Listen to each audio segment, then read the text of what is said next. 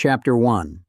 Smoke over Tunis, May 13, 1943. The sky over the Tunisian coast hung heavy with smoke and the dry heat of a desert noon. Private Giovanni Bianchi, 24 years old and already old in the eyes of war, crouched behind the shattered fender of an Italian supply truck. The Mareth line was gone, the last artillery batteries silent, and the smell of scorched rubber mingled with the sweet-sour stench of spilled diesel.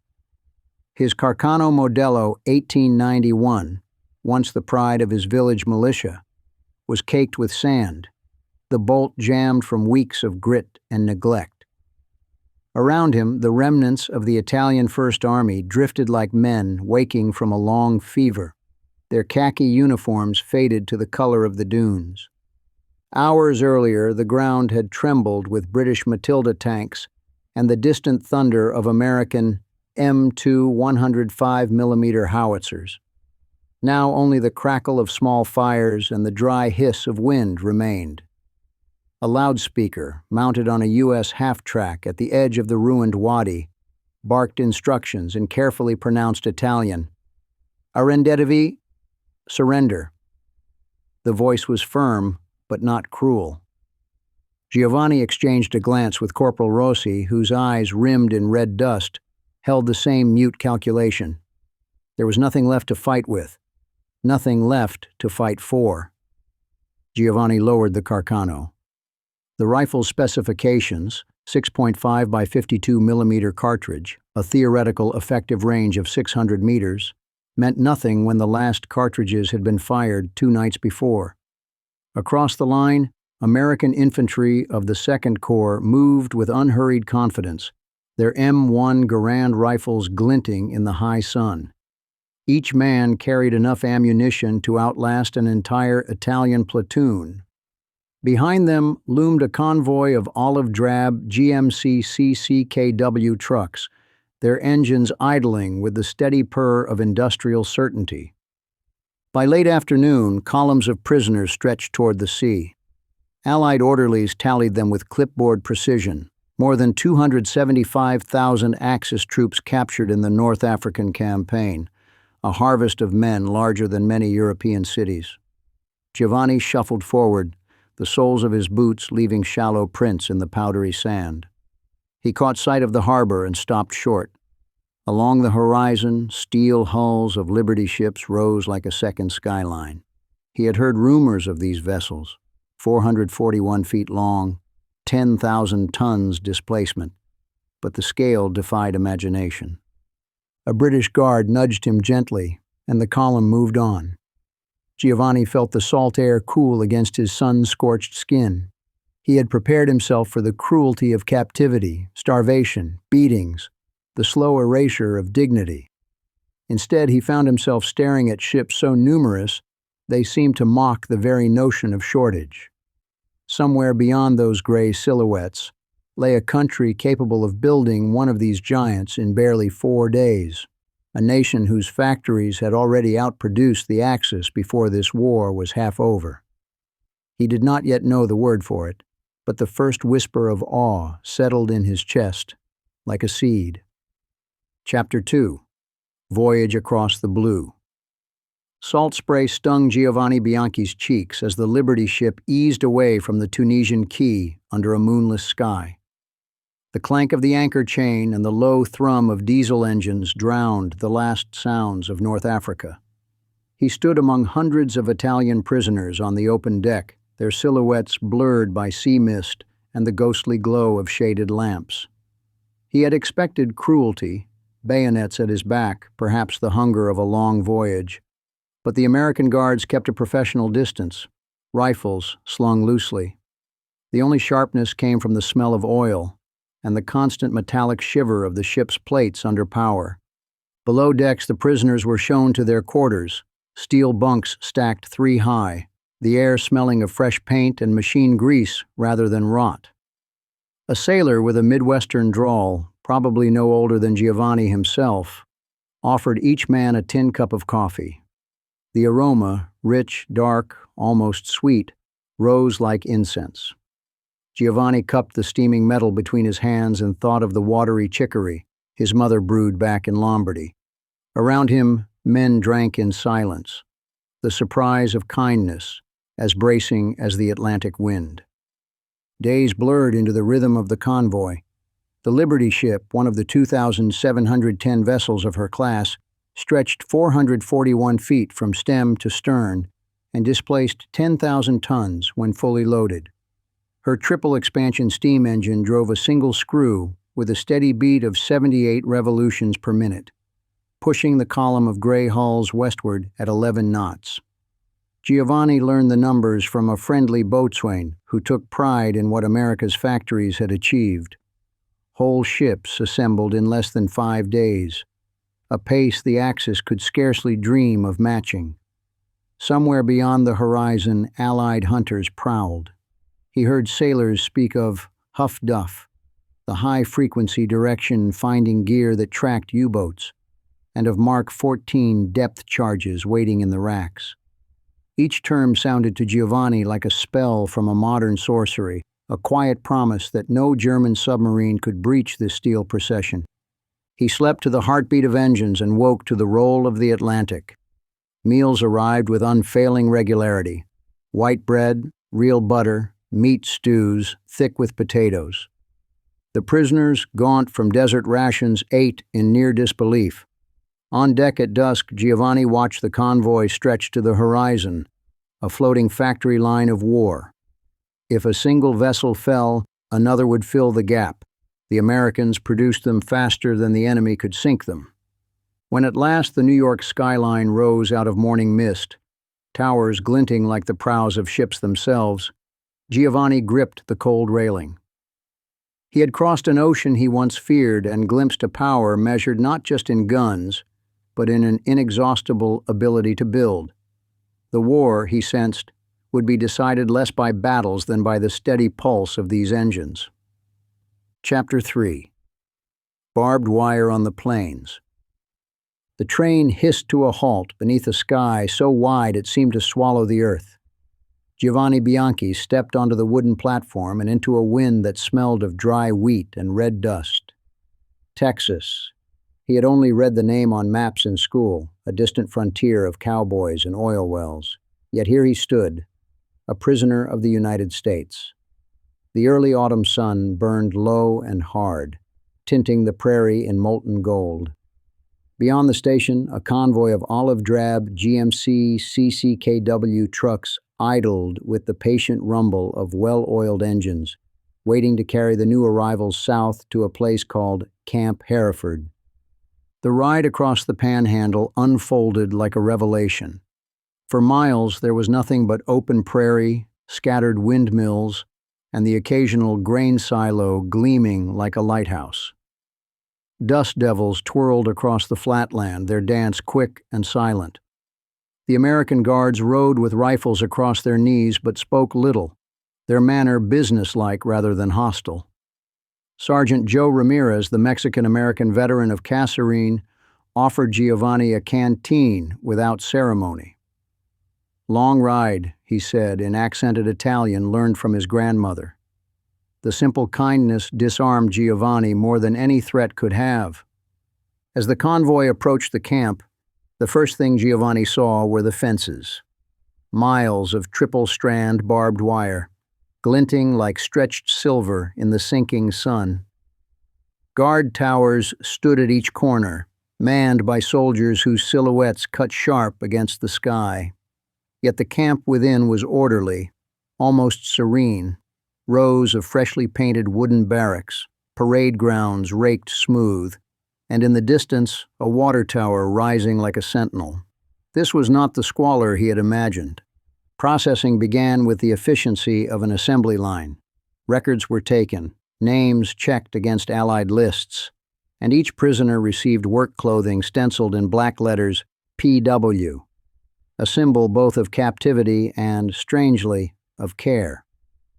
The Geneva Convention, the American officer explained, required that prisoners be fed and housed as well as U.S. troops. Giovanni heard the words but did not yet grasp their meaning.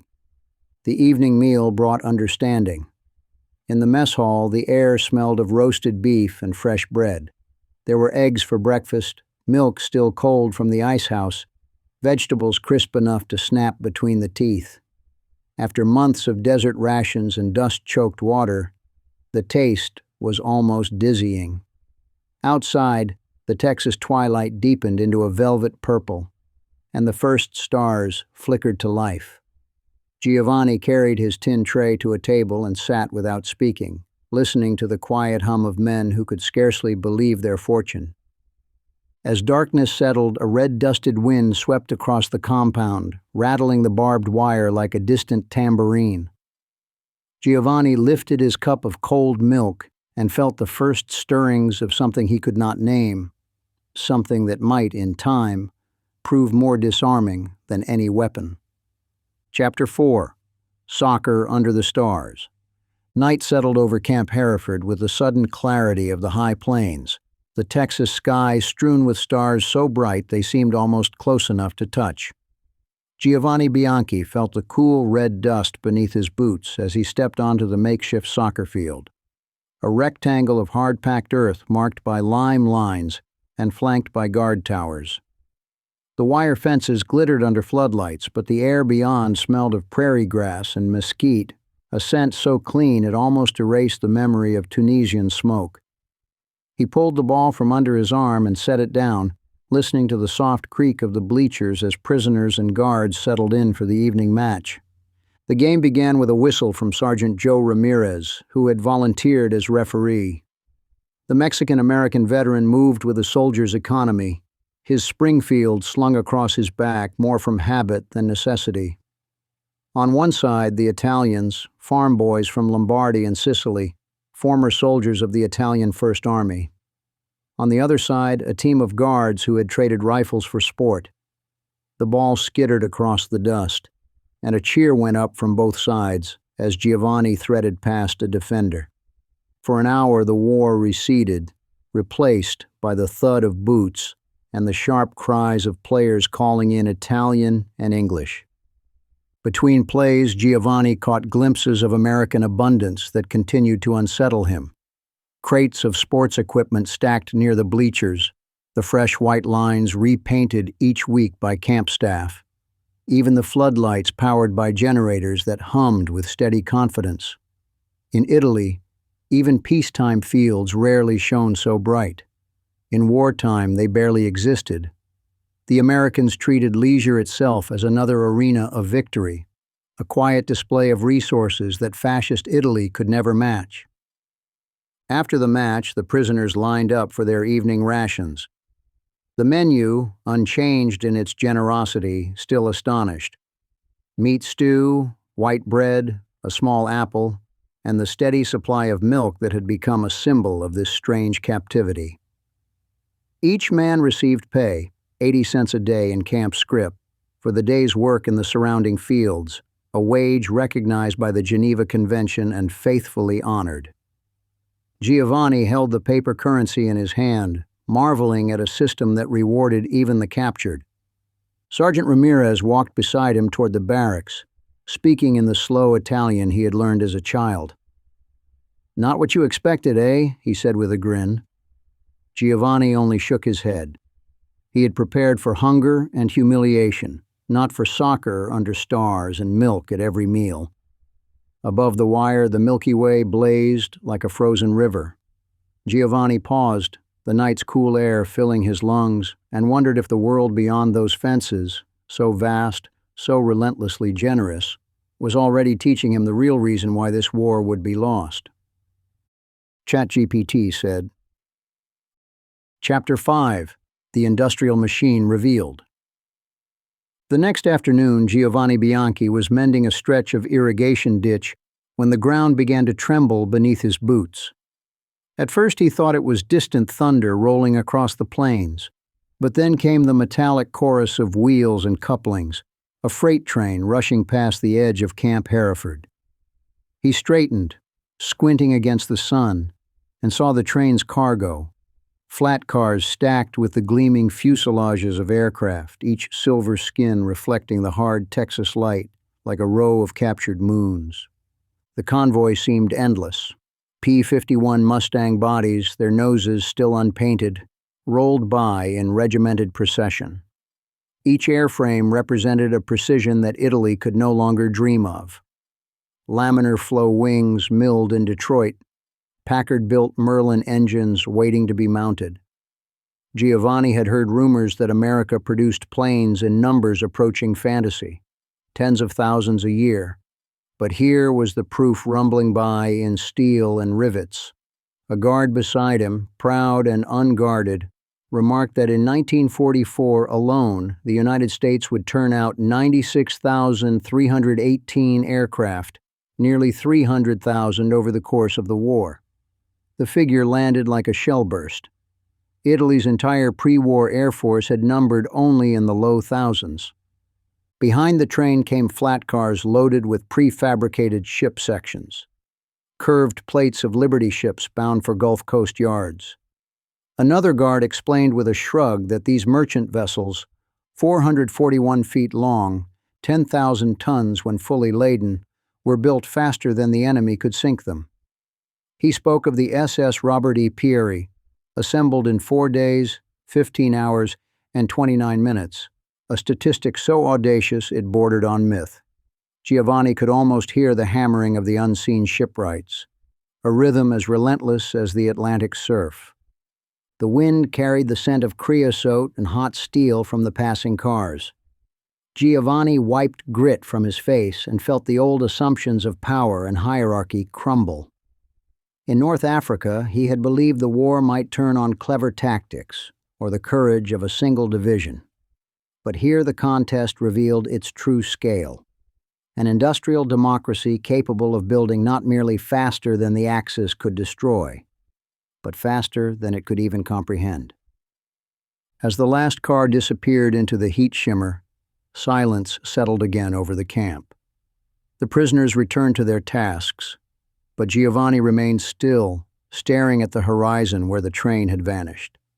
He thought of his homeland rationing bread while these Americans produced ships and aircraft in a time frame measured in hours. The realization was both humbling and strangely comforting. This, he understood, was how the war would be won, not in the trenches or deserts, but in the thunder of factories whose output defied imagination. Chapter 6. Allies of Convenience. On the morning of September 8, 1943, Camp Hereford awoke to an unfamiliar excitement. The loudspeaker crackled above the compound's main gate, its static-laced voice carrying an announcement that seemed to hang in the dusty air. The Italian government had signed an armistice with the Allies. For a heartbeat, the prisoners froze, cups of coffee halfway to their lips, boots paused mid-step, as if the panhandle wind itself had stilled to listen. Giovanni Bianchi looked from face to face, searching for confirmation in the wide eyes of men who, only months ago, had been his comrades in the North African sand. The words that followed were brief and without ceremony. Italy had accepted Allied terms. King Victor Emmanuel had dismissed Mussolini. For Giovanni, the news landed with the weight of an artillery barrage. The homeland he had fought for had now declared war on Germany, the very nation that had once claimed to be Italy's staunchest ally. Conversations broke out in quick bursts of dialect, Lombard, Sicilian, Roman, each prisoner trying to reconcile pride with betrayal. Some cheered, others wept. A few hardliners scowled, clinging to the fading echo of fascist loyalty. By afternoon, Captain Eleanor Price convened the camp's senior Italian officers. She explained the American proposal. Those willing to work for the Allied cause could join newly formed Italian service units. These ISUS, she said, would operate under the U.S. Army Service Forces, performing critical support, loading Liberty ships at Boston, tending hospital wards, maintaining depots, so that American soldiers could remain at the front. Participation was voluntary, but the implications were clear. Italy's fight had changed sides. The offer carried tangible specifics. ISU companies would number between 40 and 250 men, commanded by their own Italian officers but supervised by U.S. logistics staff. Pay would match the Geneva Convention standard, 80 cents a day in scrip, and uniforms would bear a distinctive insignia marking their unique status. No longer enemy combatants, not yet free civilians, but co-belligerents in the war against Germany. Nearly 45,000 Italian POWs, roughly 85 to 90%, would eventually accept the invitation across camps in the United States. Giovanni felt the pull of home and the weight of history in equal measure. His loyalty to Italy was unbroken, but the Italy he knew had shed its fascist skin. To work for the Allies was to serve his country's rebirth. That night he lay awake listening to the prairie wind rattle the barbed wire, imagining the labor ahead. Crates of ammunition bound for Europe, hospital corridors filled with the wounded of battles yet to be fought. He thought of the Liberty ships he had seen in Tunis and of the freight train of aircraft fuselages, symbols of a power now, astonishingly, allied to his own nation. When dawn came, Giovanni stepped forward with hundreds of others, signing his name to a roster that turned enemies into partners. He pinned the new insignia to his shirt, the red dust of Texas clinging to the fabric like a quiet testimony. Chapter 7. Labor of Liberation. The autumn sun burned a pale gold over Boston Harbor as Giovanni Bianchi shouldered a crate of artillery shells toward the yawning hold of a Liberty ship. 2 months had passed since he signed his name into the Italian service units, and the salt air of the Atlantic now replaced the red dust of Texas. The dock smelled of tar and wet rope. Gulls wheeled above the masts like restless sentries. Around him, hundreds of men in uniforms marked ISU moved with the precise rhythm of longshoremen, their boots thudding on the creaking planks in a cadence as sure as any drum. The work was steady and vital. Every crate he lifted carried the weight of the new alliance, ammunition for the 8th Air Force, medical supplies for soldiers in Italy, spare engines for the P-51 Mustangs whose silver fuselages he had seen pass Camp Hereford. American dock bosses, civilians with the bark of sergeants, coordinated the flow with stopwatches and clipboards, a choreography of efficiency that impressed even the most skeptical former prisoners.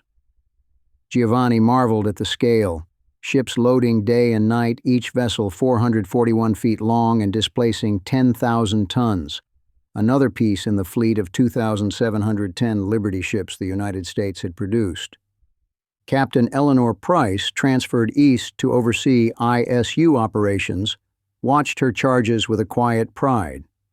Each Italian company numbered between 40 and 250 men, commanded by their own officers, but folded into the U.S. Army Service Force's vast logistical network. Their labor freed American soldiers for combat. Every crate Giovanni stacked meant one more rifleman on the line in Italy or France.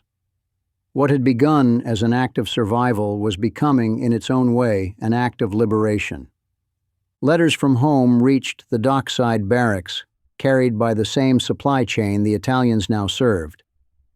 Giovanni read his mother's words by the flicker of a bare bulb. Italy starved on ration cards. Bread and oil were precious luxuries. He looked around at the abundance of the American depot, bins of spare parts, mountains of canned rations, stacks of uniforms ready for shipment. The contrast was almost painful. Here, America produced in a week what his homeland might struggle to create in a year. As dusk fell, a whistle blew and the last gangplank clattered into place. The Liberty ship's engines rumbled to life, their deep bass note vibrating through the pier. Giovanni rested a moment, muscles aching, and watched the vessel glide toward the open sea. The knowledge settled in him like the evening fog. He was helping send the tools of victory back across the ocean he had once crossed as a prisoner. Now he labored not for Mussolini's lost empire, but for an Italy struggling toward freedom, and for an America whose inexhaustible energy was proving that democracy could outbuild and outlast any tyranny. Chapter 8. Art in Captivity. The first cold breath of a Texas winter swept across the plains when Father Michael Corrigan opened the heavy wooden door of St. Mary's Church in Umbarger and welcomed the Italian prisoners inside. Giovanni Bianchi stepped across the threshold and paused. After months of dockside labor in Boston and the long train ride back west, the quiet interior felt like another world. The scent of beeswax and cedar, the faint echo of his own footsteps on the worn plank floor, and the warm light pooling across the altar. The war, for a brief moment, seemed to fall away like a dream. Father Corrigan had sought volunteers to decorate the church for Christmas. Among the Italians he found artists, masons, men who had once painted chapels in Florence or built stonework in Lombardy. Giovanni, who had sketched village streets as a boy, joined them more from homesickness than confidence. Under the priest's patient eye, they set to work with plaster and pigment, crafting a bas-relief of the Last Supper and a cycle of Marian frescoes that would outlive the conflict. The tools were simple: brushes borrowed from local craftsmen, pigments ground from the earth, but the designs carried the grandeur of cathedrals. Each evening the men climbed scaffolding while the panhandle wind rattled the church's stained glass windows.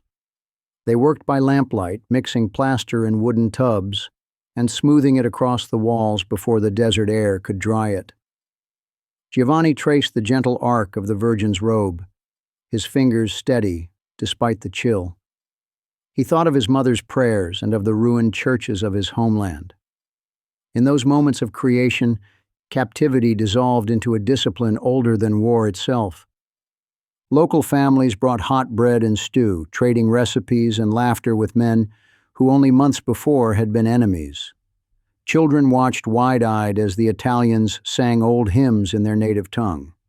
Sergeant Joe Ramirez, off-duty from guard detail, leaned against a pew and listened, his Springfield rifle slung casually over one shoulder. The Americans' abundance, fresh food, warm coats, the very luxury of time to make art, stood in stark contrast to the rationed hunger that Giovanni knew still gripped Europe. When at last the frescoes dried, Father Corrigan lit the church's candles and the walls glowed with color: the quiet compassion of the Last Supper, the deep blues of Mary's mantle. Giovanni stepped back and felt a surge of pride that was both Italian and universal. He had crossed an ocean as a prisoner and discovered a different kind of freedom in the act of creation. Outside, the prairie wind carried the faint smell of mesquite smoke.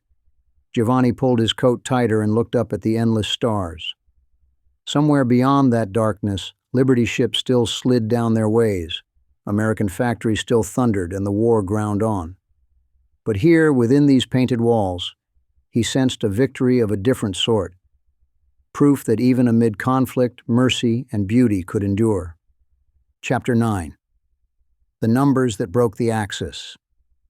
Snow flurries swirled across the Texas panhandle like drifting ash as Giovanni Bianchi unfolded a newspaper that Sergeant Joe Ramirez had slipped to him from the guard shack.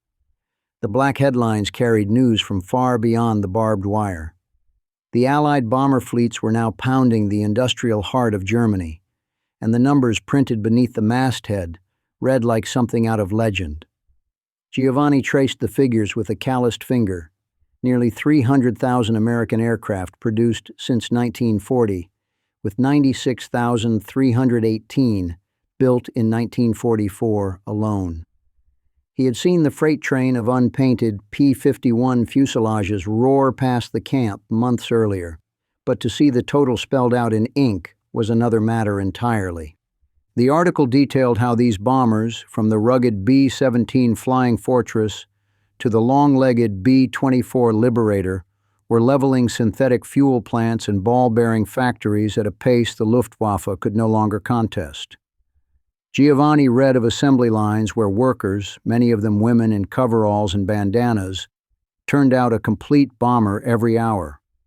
In one Detroit plant, a single day's output of aircraft engines now exceeded Italy's entire annual production before the war. The statistic landed like a silent shell burst. What fascist planners once believed unassailable had been reduced to arithmetic. Another column reported the relentless tide of Liberty ships, 2,710 built in total, with record breakers like the SS Robert E. Peary assembled in a mere 4 days, 15 hours, 29 minutes. Giovanni remembered the scent of creosote and steel as those prefabricated hull sections had rattled past the camp fence. He pictured them now sliding down their ways on both coasts faster than German U-boats could sink them. If one ship went down tonight, 2 more would be launched before the week was out. Around the barracks, men clustered to read the paper, murmuring disbelief in a dozen Italian dialects. For soldiers raised on Mussolini's bombast, the quiet certainty of these American numbers carried more weight than any speech. Sergeant Ramirez, noticing their awe, said simply, "We build faster than they can burn." His words held no boast, only the calm conviction of a nation whose factories had become a weapon mightier than any artillery. Giovanni folded the paper carefully and slipped it inside his jacket. He thought of his family still queuing for bread in Lombardy, of cities where the sound of church bells had been replaced by the wail of air raid sirens. Here, even prisoners drank cold milk each morning and played soccer beneath electric floodlights, while across the ocean the Axis scraped for coal and copper. The contrast was no longer just visible, it was mathematical, a ledger of inevitability. That night the wind carried the distant whistle of another freight train. Giovanni listened as its echo mingled with the low rumble of unseen bombers high above the clouds. In that sound he heard the war's verdict. Abundance had already written the final chapter, and the Axis, whatever its bravado, was finished. Chapter 10. War's End. Bonds Remain. August 1945 brought a heat that shimmered over the Texas plains like hammered copper. Giovanni Bianchi stood with his fellow Italian service unit workers near the main gate of Camp Hereford as the loudspeaker crackled to life. The words came first in English, then carefully repeated in Italian. Japan had surrendered. The war was over. For a heartbeat, the compound went silent except for the rattle of the summer wind against the barbed wire. Then cheers erupted, some joyful, some simply weary, rolling through the barracks like a long exhale after years of held breath. Giovanni felt the announcement strike like the deep note of a church bell. The war that had begun for him in the sands of Tunisia and carried him across an ocean of uncertainty had finally ended. Around him, men embraced in the dusty sunlight, their POW stamped shirts dark with sweat. Sergeant Joe Ramirez removed his cap and crossed himself. Captain Eleanor Price wiped her eyes and quickly busied herself with the clipboard in her hand. Father Michael Corrigan raised his voice in a brief prayer of thanks, the words mingling with the prairie wind. Official figures soon followed, as precise as any after-action report. 425,871 Axis prisoners held across the United States by May of that year, including just over 50,000 Italians. Giovanni recalled the day he first glimpsed the towering Liberty ships in the harbor at Tunis, the steel skyline that had hinted at this inevitable conclusion. The sheer arithmetic of American might, 2,710 Liberty ships, nearly 300,000 aircraft built, had made the end only a matter of time. Now the work turned to going home. Orders circulated for repatriation. Trains would carry the Italians east to ports where ships waited to return them to a homeland scarred by bombing and hunger. But between the men and their guards there lingered something more than duty. Giovanni exchanged addresses with Ramirez, promising to write once settled. Captain Price, her voice soft but steady, thanked the Italians for their service in the docks and hospitals that had freed American soldiers to fight. Father Corrigan pressed small prayer cards into their hands, each bearing the image of the Umbarger frescoes they had painted together. That night, as fireworks from nearby Amarillo sparkled against the darkening sky, Giovanni walked once more along the inside of the fence. The red dust swirled around his boots, and for the first time, the wire seemed less a barrier than a memory. He thought of the cold milk and warm bread of his first evening here, of soccer beneath the stars, of the impossible statistics that had revealed the truth long before the diplomats signed their papers. The war had ended in distant capitals, but in his heart the verdict had been sealed the day he first witnessed America's boundless capacity to build and to forgive. Chapter 11. Letters Across an Ocean. The winter of 1946 settled over Lombardy with a damp chill that seeped through the stone walls of Giovanni Bianchi's family home. He sat at the kitchen table where the morning light fell pale and thin, a ration card tucked beneath his elbow and a letter from America spread open before him. The envelope bore the neat block letters of Sergeant Joe Ramirez and the familiar U.S. Army postmark. Giovanni traced the handwriting slowly, savoring each line as if the paper carried a bit of the dry Texas wind he still remembered. Ramirez wrote of his return to civilian life in San Antonio, the crowds that greeted soldiers at the train station, the brass band playing the Stars and Stripes Forever and Stripes Forever, the easy abundance of a nation whose factories had not slowed when the guns fell silent. He spoke of friends back from Europe, of Liberty ships now hauling peacetime cargo instead of tanks, of aircraft plants that, in a single month of 1945, had produced more engines than the Axis had managed in an entire year of war. Giovanni read those statistics twice, the numbers almost beyond comprehension to a country still queuing for bread and coal. Outside, the village bell tower tolled the noon hour. His mother stirred a pot of thin polenta, the aroma humble and familiar. The ration card on the table listed allocations: bread, oil, sugar, amounts so meager they seemed almost symbolic. Yet the letter in Giovanni's hand described a land where supermarket shelves sagged with food, where even enemy prisoners had drunk milk every morning and played soccer beneath electric floodlights. He remembered the creak of the bleachers at Camp Hereford, the glow of floodlights powered by humming generators, and the crisp bite of apples served after supper. Those memories, once startling, now sharpened into a quiet understanding. American abundance had been not only a fact of war, but a weapon of persuasion. Giovanni dipped his pen and began to write his reply, the scratch of the nib loud in the still room.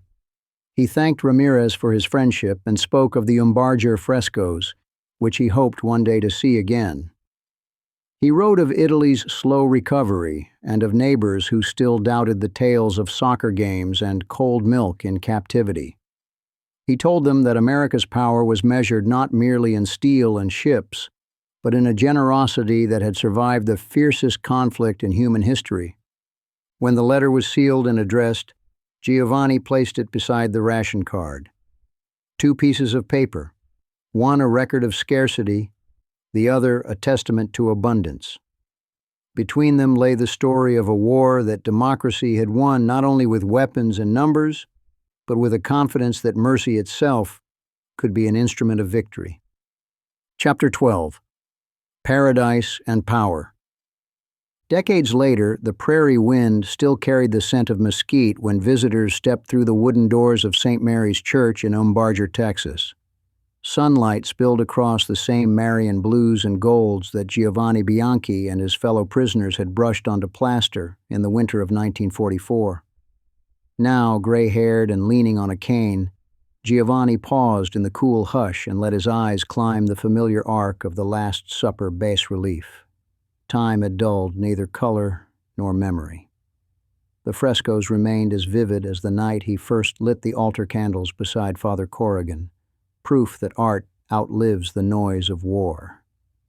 Behind him, a docent recited numbers to a group of school children, statistics that even now sounded like folklore.